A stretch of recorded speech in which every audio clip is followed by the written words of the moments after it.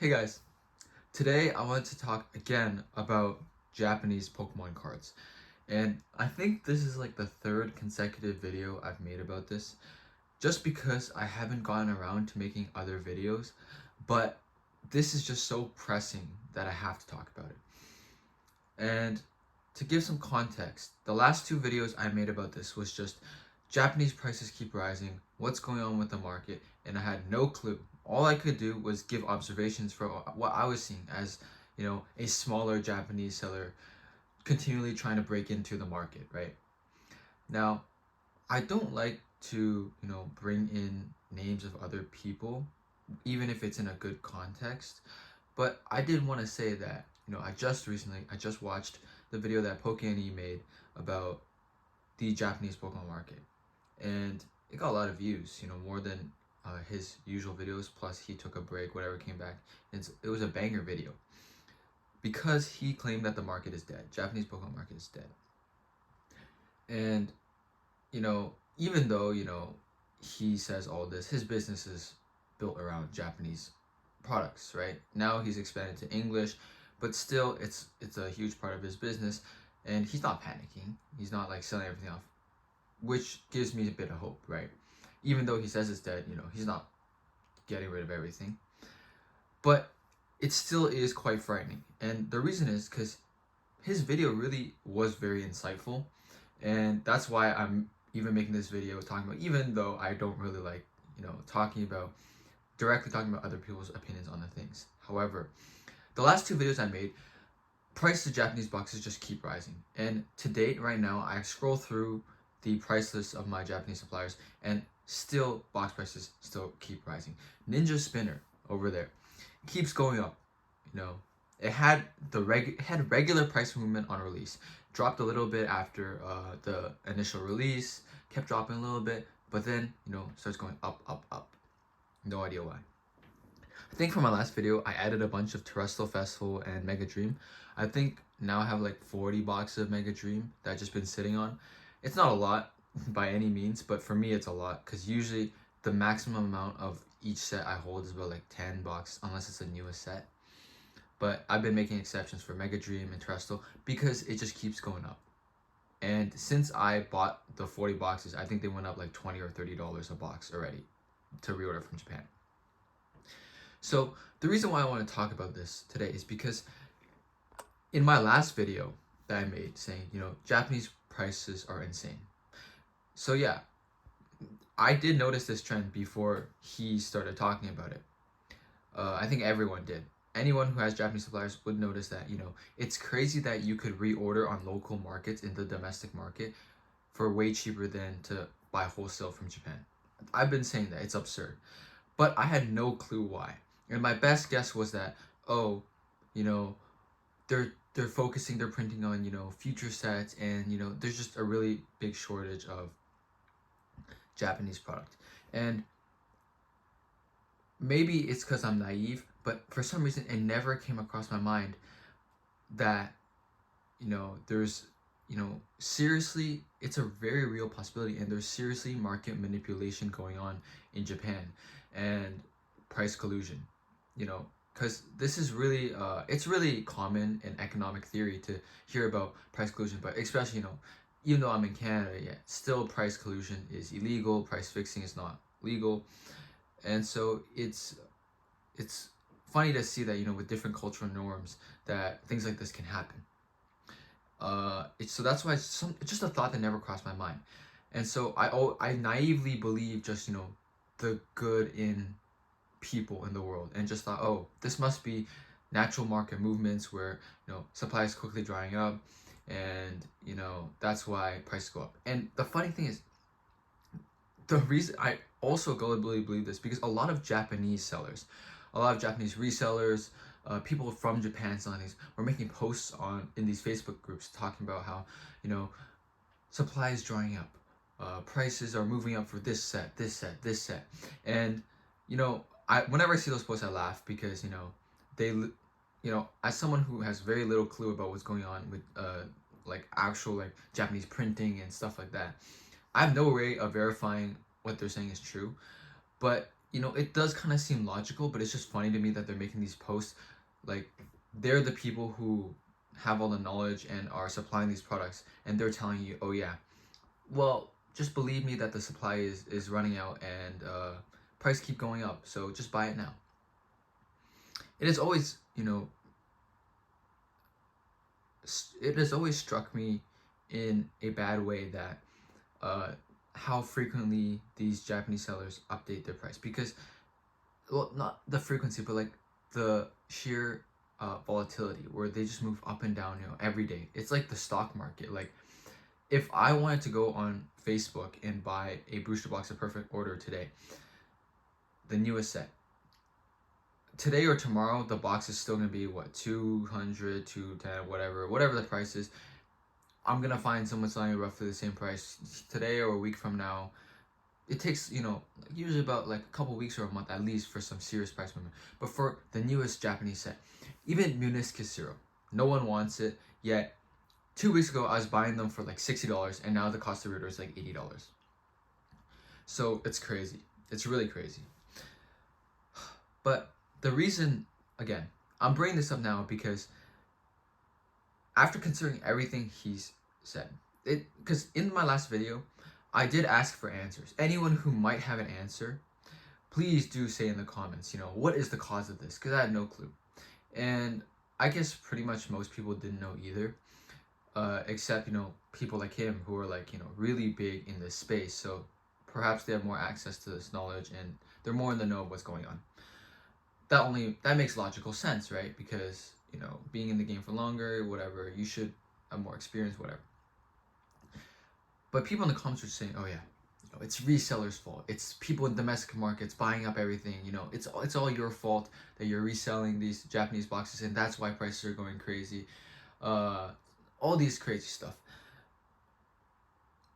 They have also, just like the most random reasons ever, or also they're just as confused. So I didn't get any real answers from the comment section of the video, but this video is truly enlightening to me because it really opened my eyes to actual corruption in the world. Like, when I saw the video, I need to make sure it wasn't posted. When I saw PokeNE's video, I went to double check the date to make sure it wasn't posted on April 1st, because at first it just sounded so outlandish, talking about gangs, mafia, and price fixing. Like, it just doesn't sound real over Pokemon cards, especially in Japan.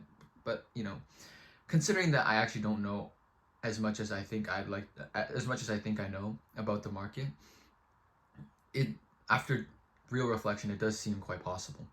And it's really great that I've been able to, see this and really understand it now, because it was really a big wonder for me.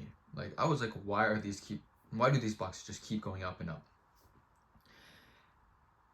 So basically, TLDR, for anyone that hasn't seen his video, you could easily find it. Just search PokeNE as his most recent video. You should watch it if you still don't understand what I'm saying. But let me try and give a brief rundown for anyone that doesn't know and doesn't want to watch. He's saying that these Japanese sellers are price fixing. They're colluding to raise prices artificially of these boxes. So it's not at the cause of actual demand and supply drying up, but just sellers trying to make more profit. And he does say though, it's not because of these resellers necessarily. Not all of them are in on the price collusion, but it's mostly the the people at the top, the distributors, people who are distributing this product to the general market, and all these resellers are raising prices and they're colluding to fix prices. And that's basically how monopolies work, right? If there is a very limited amount of people that have the majority of the supply, they can collude to fix prices if they so choose. And so if if you currently have a reseller, or you have a supplier from Japan, and they continue to raise prices on you, it's not necessarily their fault. But yeah, there are people in Japan that are colluding and fixing prices. It does make sense because, I'm telling you, like, why is a box of Gloria Team Rocket $300 to order from Japan? Like, that just makes zero sense. Like, it's literally Destined Rivals in English. Yes, Destined Rivals is a great set, but that just doesn't make sense, right? It's still in print. But anyways, there's been a running theory for a long time that these Japanese sellers can just keep raising prices because the dumb Americans will just accept whatever price it is. And that's what I like to really talk about today, because so now we've talked about the reason. I'm so glad that PokeNE, he made this video, because now I finally can understand, what's going on. I seen what's happening with the prices with Japanese boxes, and I was very confused on what to do. Because it's just so scary, right? That prices just keep going up. Do you buy more? Do you you don't have infinite money, keep buying more, or do you just sell and just wait, but then you have no more supply, whatever, things like that.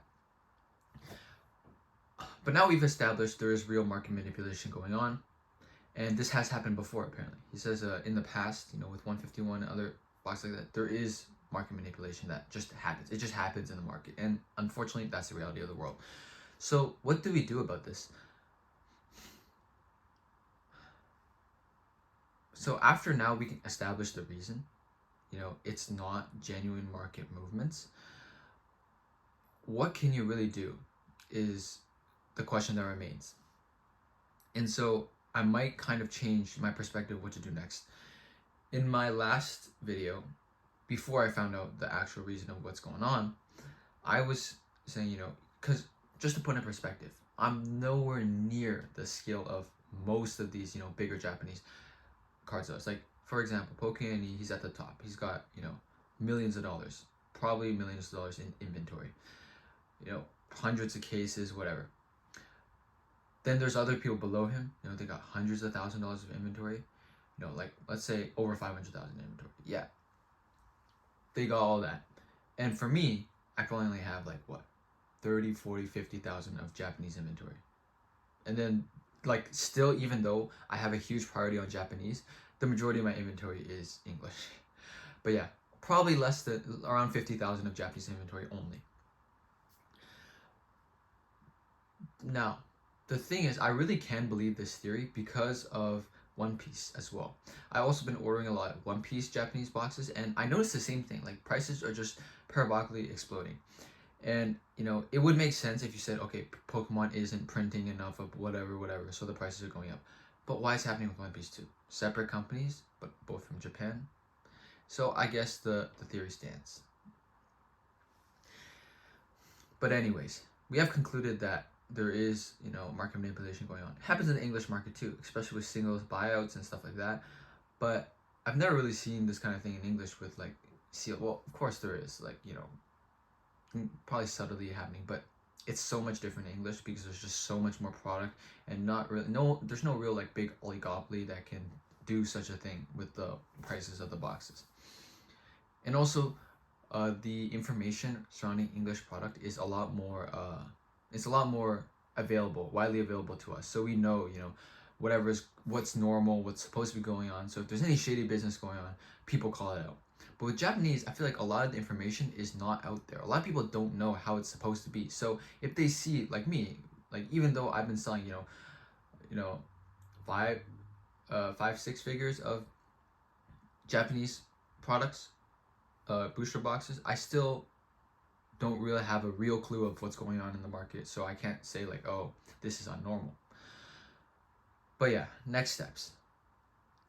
I think this will be a lot more relatable to most people because, PokeNE, he didn't really say next steps for him, but I would assume since he has so much leftover stock, he said, he doesn't really restock much of his site. It's mostly empty. And he's mostly making his money from English product. And, that's obviously not relatable for most of us because we are not, as big. We don't have, cases and cases of product, from, past sets, whatever, just holding on to that he could sell if he needs to sell. And also, pretty much all of us don't have steady English supply either. So what are next steps for a smaller store, right? Like me. So one thing that Brian did say is that it's impossible to start a Japanese card business right now. And I would agree. Even if you have started like me and you're reasonably in the game, I would say, having $50,000 in inventory is not, crazy by any means. It's not life-changing. It's not technically a real livable business either. Just like if you're only selling Japanese cards and you only have $50,000 of product, like yes, it's a significant amount. It's significantly more than just a hobby, but it's not livable at all. So I think for people like us, it's extremely scary, and it's not the same because he's got English now, and like his business is way more built out. He has a brand name, he's got recognition, he's got loyal customers, stuff like that. When you don't got any of that, it's extremely scary. And especially for me, because I'm ready to go all in. Like I had other things, I was focusing on, especially in the coming months. Especially that's why I've been making less videos. Been very focused with other things as well. Just not being putting 100% of my time into this. And I'm just getting to the point where I'm about to give 100% into Pokemon and really lock in, especially on Japanese product. Trying to build out my business around Japanese product. English has been great for me, and I'm going to continue doing English, but Japanese and Korean, I want to make that a huge focus for me and try and put as much time and effort into it as possible. And this is a very scary time to do that because of what's happening with the market.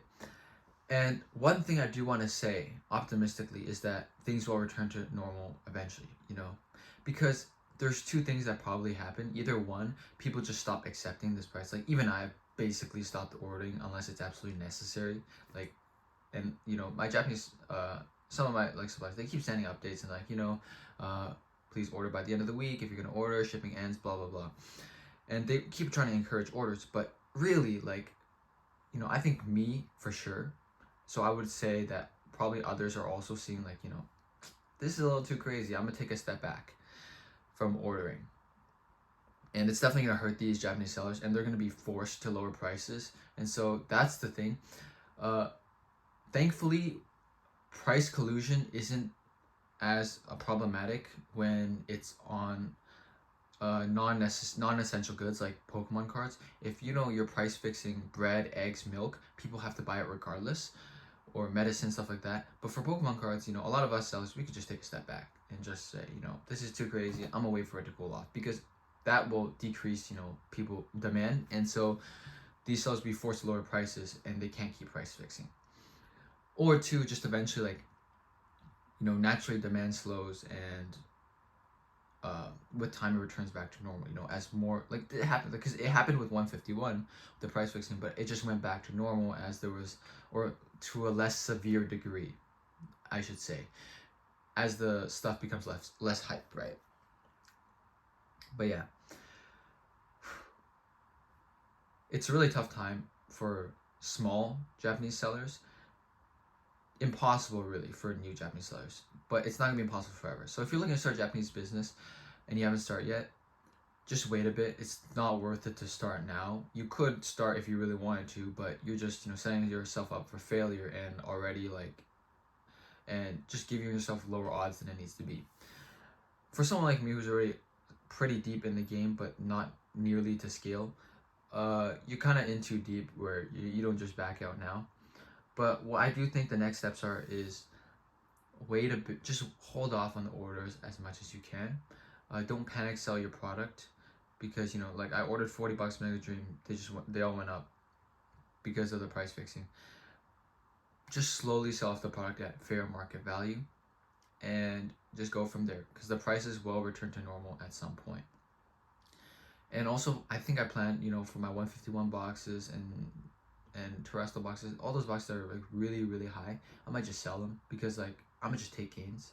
If I bought them for $100 a box and now $600 a box, I'm gonna just take gains, because I think that they're super inflated right now due to the price fixing, and it's just not normal. And I don't want to be part of it if it collapses. And if it keeps going up, that's great for whoever bought it from me, but I just don't want to take those risks. For sets like Ninja Spinner, the newest set, for sure the price is coming down. I would just sell it now. Same with like Inferno X, any of those newer sets, I'm probably gonna just slowly sell them off. I'm not gonna order more though. That's the key point. I'm gonna slowly sell off whatever I have and not gonna order more. Hopefully, in good time, the market recovers, and we can go back to normal, selling of Japanese products.